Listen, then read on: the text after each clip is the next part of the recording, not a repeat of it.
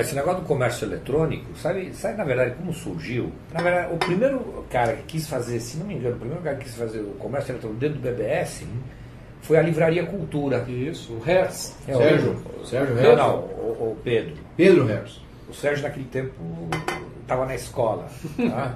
Certo? Ia na escola de manhã. Tá? E ele me procurou, tá? Eu olhava aquela Livraria Cultura, aquelas filas no caixa, falei, puta, como deve faturar esse negócio lá. Depois a Bandinha começou a faturar. E era melhor, era 24 horas, né? Certo? Nunca fechava. Mas foi ali que começou. Daí nós fizemos com primeira mão os anúncios de jornal com primeira mão. Fizemos com a revista dos tribunais vendendo jurisprudência. Isso, tá? lembro. Depois teve o primeiro que vendia produtos mesmo assim era um cara que vendia vitaminas. E se vendia vitamina por aí. É assim, começou assim. Eu vou resgatar um pouco dessa história, porque. Isso no portal do Mandic. Então, era o BBS. O BBS, o Mandic teve aí o vislumbre de. Ele foi o primeiro UOL da. Não, então, porque assim, tinha, nessa ocasião, talvez já tivesse alguns poucos milhares de assinantes, na casa do milhar, né? Você tinha de. Mas já era possível você vislumbrar, poxa, não dá para vender livro aqui, né? E até aí o Mandic teve a ideia de que fosse desenvolvido internamente, até eu participei do projeto lá, do desenvolvimento dessas lojas, mas o Mandic está esquecendo de coisas muito engraçadas. Tinha o Loveland, que vendia produtos eróticos. Lembra do Loveland? Abra Software, Não, Abra Software, era uma loja que tinha. Abra Software, são caras que entraram no começo. Chegou a ter uns. Aliás, eu vendia mapa astral. Mapa astral. Mapa astral do Mandic. Era um shoppingzinho. Era você que fazia o mapa astral? Não, era um professor da USP. Que ele desenvolveu, ele tinha os dados e desenvolveu o algoritmo de como fazer o mapa astral. Né? Era automatizado. Era automatizado. Tá? Você colocava teus dados e ele te montava o teu mapa astral. Tá? E vendia bem.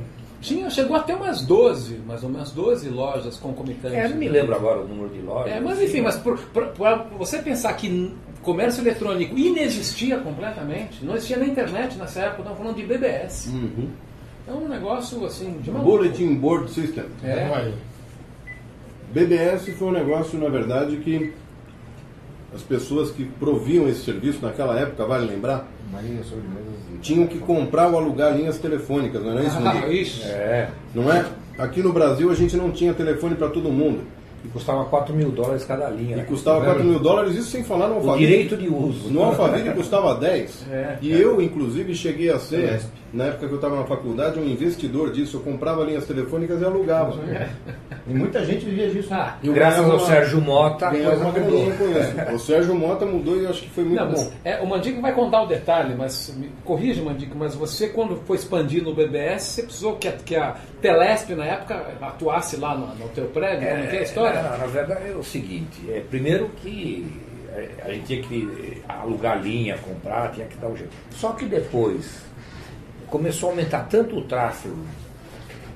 Eu fui o maior tráfego noturno do Brasil em linhas telefônicas. Claro, porque, vários E1s. A Volkswagen gastava mais do que eu durante o dia, mas durante a noite ninguém telefonava, todos telefonavam para mim. Tá?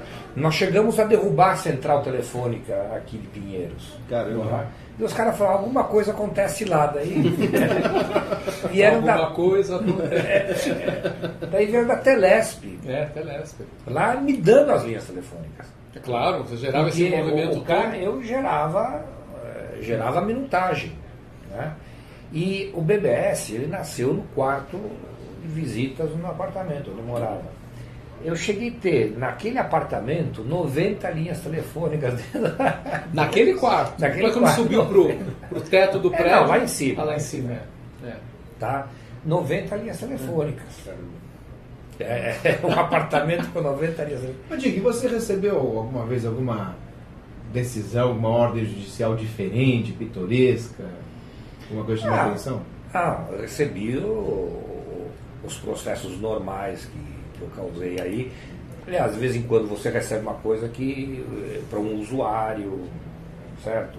Como o juiz te manda quero a caixa postal desse cara, isso existe. Tá? Em particular, eu fui processado poucas vezes, mas geralmente por alguma propaganda que eu coloquei ou algum anúncio que eu coloquei no jornal. Né? Isso aconteceu com a UOL, o famoso isso daí da UOL, que a UOL lançou um CD, um CD na capa do jornal de negócios, coisa assim, no Folha de São caderno, Paulo, né? provavelmente. Né? A Folha, né? Putz, aquilo me deu um negócio. Falei, puxa, a tiragem era 400 mil CDs. A concorrência é quase desleal. Não, é totalmente desproporcional. Né? Certo? E eu me lembro que aquele dia que aconteceu isso, eu saí 4 da manhã de casa para procurar o jornal. Achei o jornal, fui para o escritório, toquei o CD. Era o do UOL. Do UOL no computador. Esse aqui não mudava a homepage? Ou não? Você não conseguia trocar de volta? Não, fazia alguma coisa assim também. Mas, o registro. Daí eu coloquei, começou a rodar o programa, eu falei, não vai funcionar. Tem coisa que não funciona. E o bichinho danado funcionou. Pro seu azar funcionou. Daí, A máquina que era boa, viu? Daí o que eu fiz? Eu bom, totalmente falei, vou fechar a empresa, porque agora porque eu cresço mesmo, game over e tal. Só que lá pelas 2 da tarde, eu chamei o Tuca era meu diretor de tecnologia. Falei, Tuca, vem cá. Daí eu já comecei a pensar, né? Falei, pega esse CD aqui e vê se não dá para se cadastrar com esse CD na Mandic. Olha. Daí o cara foi e tal. Chegou 10 da noite, entrou no meu escritório e falou, chefe, acho que achei. Falei, me mostra. Você entra aqui, dá enter, tal. Quando chega aqui nesse ponto, você dá cancelar e continua, troca o número do telefone e continua, você vai cair na Mandic e se cadastra. Putz, é isso que eu precisava. Eu falei, agora é o marketing. Tá? Eu bolei um anúncio que saiu. Isso era uma quarta-feira. Na próxima quarta-feira, no mesmo lugar, com a mesma cor, como se fosse uma continuidade. Só que não tinha o CD, tinha a marca d'água do CD, porque o CD a gente não precisava, o UOL já tinha feito. Ensinando como fazer. Custava uma grana, então, né? Era caro. assim, Hoje é como que era a chamada? Use o CD da UOL e veja porque a Mandic é o melhor. 8 passos. E o cara fazia os 8 passos e entrava na UOL. Alguém não gostou disso? Entrava na Mandic. Alguém não gostou? O Luiz Frias não gostou. Só o Luiz Frias. Ele me processou, claro. Né? Porque a Folha processa presidente. Imagina, a fria que eu entrei. A Frias. Certo? E depois o negócio foi arquivado. Tá? Mas me deu uma boa dor de cabeça. Né? Sabe por quê? Eles te dão um rombo. Né?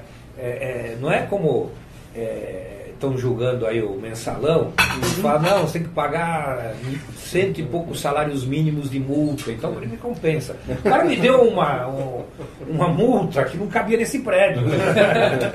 Tinha que vender a casa que você não tinha comprado ainda. Certo. Então me deu uma multa americana no negócio. Aproveitou que a internet é uma coisa internacional, né? Mas sabe que isso daí, Mandic, que me lembra aquela cena que a gente vê em filme americano, de advogado, que o cara, o Mandic foi lá, mandou fazer o CD, isso depois falou, não pode. Mas o estrago já estava feito. Não é que nem aqueles filmes que você vê, aquelas cenas de tribunal, o cara dá uma declaração bombástica, o juiz fala, desconsidere isso que ele falou. Pô, já deu a declaração. Já fez o negócio. Pela ordem. Não é assim, não manda desconsiderar? Agora, na cabeça do cara não apaga. É difícil, né? Só formalmente. Né? Formalmente. Data vênia não valeu.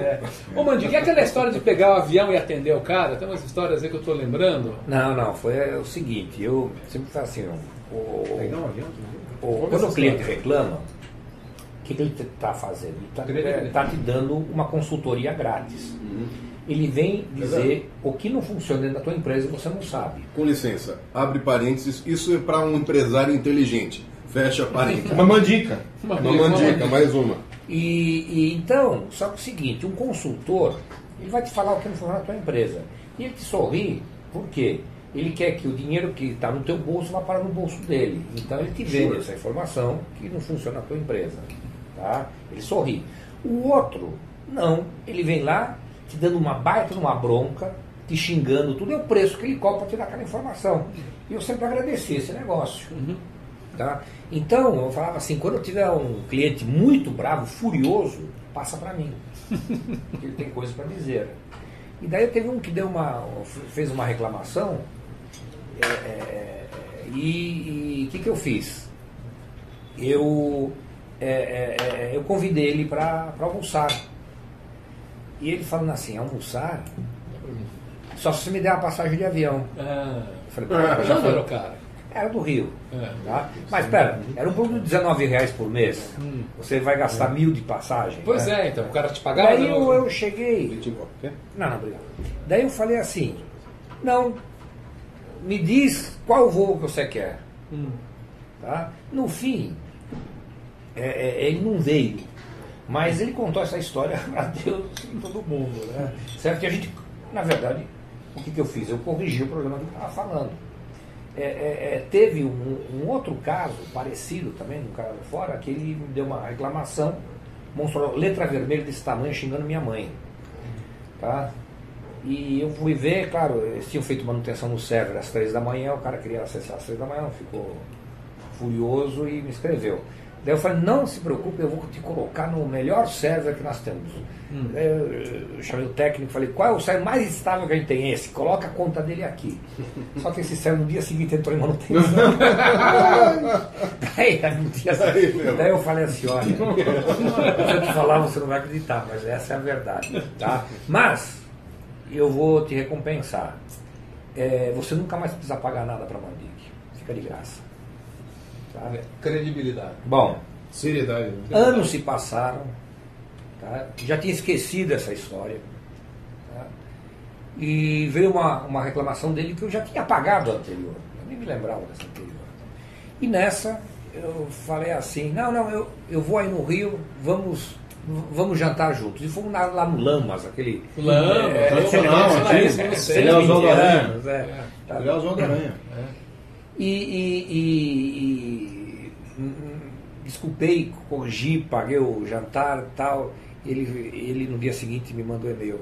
Mandic, você lembra que aconteceu anos atrás isso? Você me deu uma cortesia, minha conta é cortesia. Eu nem sabia que era cortesia, né?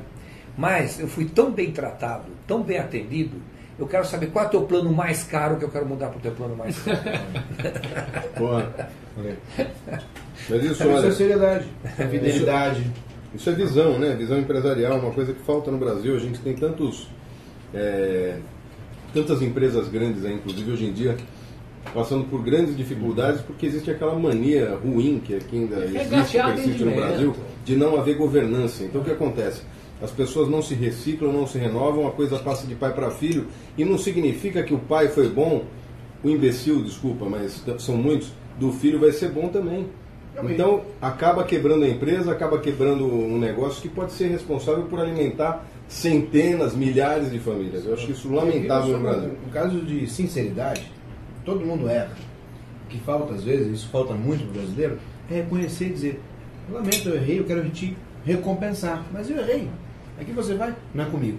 Não, a culpa não é minha, não foi o outro, etc. Às vezes você fala com a própria empresa. É o jogo de empurra, né? Não, mas eu não sou. Você é empresa, acabou, ponto final. Então essa sinceridade que hoje é escassa no mercado é tão valorizada quando isso é exercido. Tem não sei que jornalista agora, acho que é radialista, que tem um bordão que a empresa séria não discute, resolve. Quem que fala isso? Quem não fala? Enfim, mas você aplica exatamente aí, né? Não discute, está errado, é consultoria grátis. Vou dar uma sugestão para você que é um cara empreendedor. Vocês lançaram um negócio interessante que eu gostei. Vocês estão criando uns grupos de eventos com clientes, não estão? Sei. Que vocês colocam várias empresas, pequenas e médias empresas. Para divulgar o produto. Nós poderíamos fazer isso juntos, hein? Tá bom. Esse esquema, esse modelinho aqui pode ser uma coisa interessante. É uma ideia para a gente discutir depois. Mas olha, fica lançada aí. Lançada a ideia com milhares de testemunhas. Tem advogado. Tem até advogado. A mesa. A mesa com um contrato em mãos, inclusive. Verbal aqui já tá. Quando ele falou tá bom, já tá gravado. Tá gravado. Bom, e aí, gente? Então acho que terminamos aqui ou vamos fazer mais um bloco, hein? Eu acho que terminamos aqui, né? Terminamos aqui, então. E Flávio Xandó, por favor, suas considerações finais. Você que é um grande admirador, inclusive, do Mandic, não só um grande parceiro, mas um grande amigo também. Pessoal, Mandic, muita caipirinha tomada no passado aí, muitas oportunidades compartilhadas juntos. Trabalhamos juntos, né? Enfim, várias noites sem dormir. Exatamente. Então, assim, eu achei que esse programa deu para resgatar um pouquinho dessa história, né? Como tantos outros convidados que a gente teve, acho que o Mandic vale um repeteco mais pra frente aí, fica já meio que pré-agendado, foi muito legal. Se vocês não querem que eu venha, não me convidem. Muito bom. Mais uma mandica. Mais uma mandica, não quero. Mais uma. Completar o livro. Muito bom mesmo. Olha, Mandic, eu vou lembrando você também que a gente tem citado muito você aqui em várias ocasiões, porque realmente o papel que você exerceu aqui na história, né, da internet no Brasil, e exerce, né? Não é que exerceu e parou, né? Continua exercendo. Quando todo mundo dizia, o Mandic acabou. Não, cara, você ressurgiu com uma coisa que eu acho que ainda as pessoas não entenderam. Mas eu acho que isso que você está enxergando, que é um mercado pago para serviços de qualidade, é uma coisa espetacular. É a Mercedes-Benz da internet, você entendeu? Essa visão é espetacular. Eu acho que esse tipo de visão empresarial é o que basta para ser importante, para ser competente e para gerar uma nova geração de profissionais, de empresários que vem por aí. Quando você falou, você é citado aqui, eu digo assim, antes mal falado que esquecido. Mas é bem falado, inclusive, viu? Renato. Bom, pessoal, é uma honra receber o Mandic e é uma honra nós podermos fazer essas considerações e, acima de tudo, saudar o Mandic, que hoje é uma marca, é uma lembrança e, acima de tudo, é um exemplo para nós todos, sem exceção. Claro que o negócio dele é provimento, conteúdo da internet, mas é um exemplo, e até nós citamos aqui a questão da seriedade, do reconhecimento, fidelização e da sinceridade, e é uma coisa que eu prezo muito, nós podemos aí estar reforçando esses conceitos, esses princípios. Então, Mandic, em nome de Tem para Negócios, obrigado pela presença, pelo seu exemplo. E como você disse, não me convidem, nós já estamos convidando para voltar. Então tô voltando. Um abraço, pessoal. Um abraço, obrigado. Tchau. Tchau, tchau.